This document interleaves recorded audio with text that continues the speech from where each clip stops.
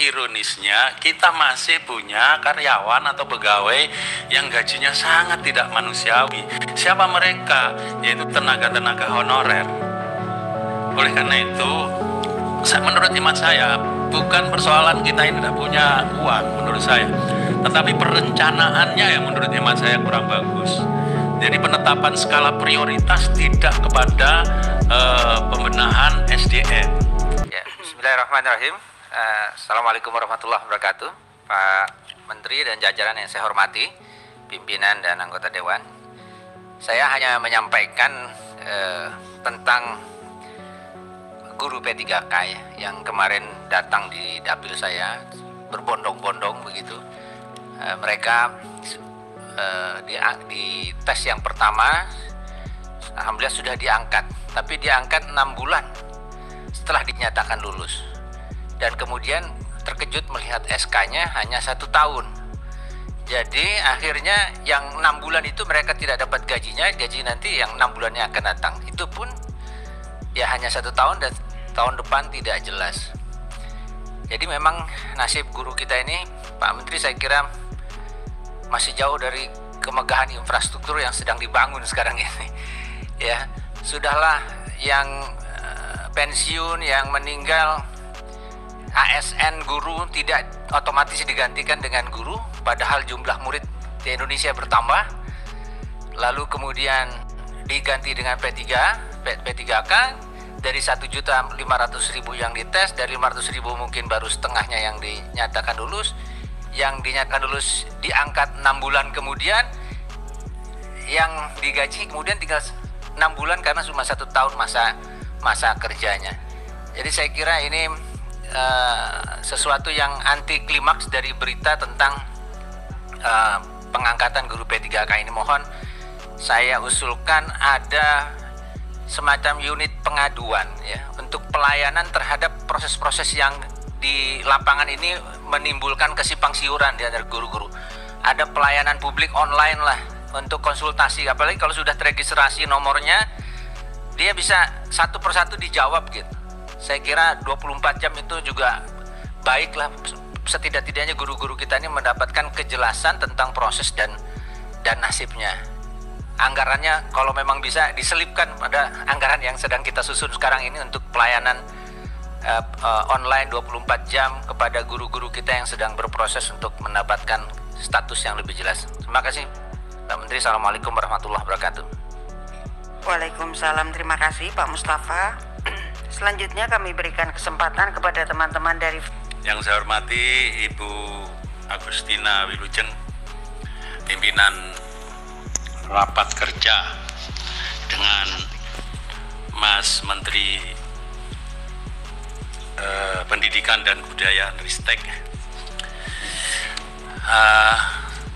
teman-teman anggota Komisi 10 yang saya hormati, dan seluruh jajaran Kementerian Pendidikan Ristek yang hadir pada sore hingga malam hari ini. Saya ingin menambahkan apa yang disampaikan Kapolsi saya, terutama terkait dengan rekrutmen guru ASN P3K ini, Pak Dirjen ini. Di tahun ini Pagu indikatif tidak mengalami pertambahan Pak ya, tetap 53,7 M di 34 provinsi, dan kemudian mengajukan usulan tambahan 75,51 M. Sebetulnya kalau ingin rinci nanti pada saat konsinyering Pak. Tapi poin yang ingin saya sampaikan ialah guru-guru honorer kita ini adalah, menurut saya adalah beban, dan bisa menjadi beban politik gitu. Mengapa? Karena kita ini negara yang sudah masuk G20, negara yang ekonominya cukup besar, pertumbuhannya cukup bagus. Kalau kemudian mengalami persoalan ekonomi, kita akan berpengaruh kepada ekonomi di negara-negara lain. Tetapi ironisnya kita masih punya karyawan atau pegawai yang gajinya sangat tidak manusiawi. Siapa mereka? Yaitu tenaga-tenaga honorer. Oleh karena itu, menurut hemat saya, bukan persoalan kita ini tidak punya uang menurut saya, tetapi perencanaannya yang menurut hemat saya kurang bagus.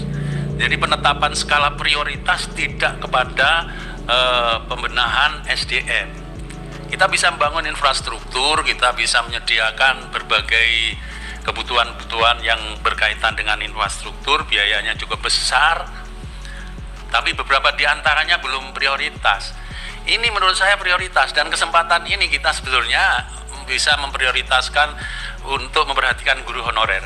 Kalau bisa perlambahan anggaran ini bisa menyelesaikan rencana Mas Menteri tempo hari yang sudah kelanjur ngomong 2021 akan kita angkat 1 juta guru honorer menjadi ASN. Saya kira ini menurut saya perlu diprioritaskan supaya kita tidak jadi beban politik. Kami sendiri di Dapil hampir tiap saat itu saya harus mendengarkan aspirasi mereka, dan monitornya melalui WA itu berkelanjutan. Ada yang menyampaikan pada saya masalah itu sampai 15 poin 15 poin kepada kita itu.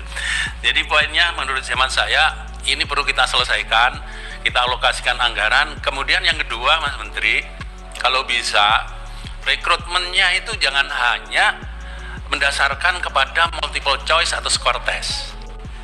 Saya sepakat sekali dengan apa yang disampaikan Mas Menteri pada awal dulu. Kita berada di dalam situasi di mana gelar bukan segala-galanya. Kelulusan belum tentu bisa berkarya. Lulus PPG atau lulus tes assessment tes P3K dengan tes-tes objektif itu juga belum menjamin dia bisa ngajar. Tidak lulus bukan berarti tidak bisa ngajar. Oleh karena itu saya sepakat sebenarnya yang kita lihat kompetensinya, terutama mereka yang usianya sudah cukup lanjut dan punya pengalaman mengajar yang cukup banyak. Nah ini kita beri afirmasi. Kalau perlu, kalau alokasi anggaran kita ada dan kita usahakan supaya bisa kita angkat 1 juta guru honorer menjadi ASN. Yang kemarin sudah tahap 1, tahap 2 sudah kita mulai. Nanti tahun ini kalau bisa 1 juta bisa kita angkat, Mas Menteri. Ini satu. Kemudian yang kedua, peningkatan guru, profesionalisme guru. Nah, ini juga Pak Dirjen GTK, kami berpesan, guru kita ini sudah sangat lama didominasi oleh sebuah paradigma yang disebut paradigma behavioristik. Paradigma behavioristik adalah paradigma di mana perilaku seseorang itu adalah hasil intervensi orang lain. Jadi kalau anak kita belajar karena diperintah guru, itulah sebabnya ketika kemudian ada COVID, guru tidak bisa intervensi, tidak terjadi proses pembelajaran. Akibatnya apa? Learning loss, gitu kan. Oleh karena itu, kalau kita ingin meningkatkan kompetensi guru, alihkan, transformasikan dari behaviorisme ke konstruktivisme, di mana kemudian kita bisa memberikan atau guru-guru kita bisa mendesain pembelajaran di mana anak-anak didik kita bisa mandiri, bisa berinisiatif. Saya kira itu orientasinya, ini yang penting. Dan saya kira itu saja dari saya untuk dalam kesempatan yang berbahagia ini. Terima kasih. Assalamualaikum warahmatullahi wabarakatuh. Waalaikumsalam. Terima kasih dari teman-teman fraksi PAN.